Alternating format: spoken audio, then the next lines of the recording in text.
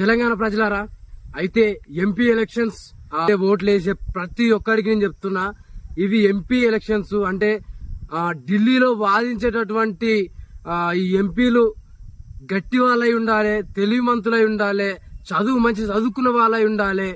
కాబట్టి కులాలు మతాలు పట్టించుకొని ఎంపీలకు మాత్రమే మీరు ఓట్లు వేయండి.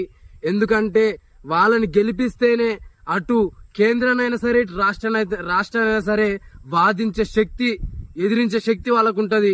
కాబట్టి వాళ్ళు పార్లమెంట్ లో గట్టిగా వాదించాలంటే గట్టి వాళ్ళని ఎన్నుకోండి. అది కాంగ్రెస్ పార్టీయా, అది టిఆర్ఎస్ పార్టీయా, అది బీజేపీ పార్టీయా నేను చెప్తలేను. ఏ పార్టీ వారైనా సరే, కానీ గట్టి నాయకుని ఎన్నుకోండి. మీకోసం నిలబడే నాయకుని ఎన్నుకోండి. జై తెలంగాణ, జై ఓటర్స్. మీరుంటేనే వాళ్ళు ఉన్నారు. కాబట్టి ప్రతి ఓటు ముఖ్యమైన విలువైంది. రాజ్యాంగం ప్రకారం ఓటుని మంచిగా నిర్వర్తించుకోండి. కానీ ఓటు మాత్రం మంచి నాయకునికి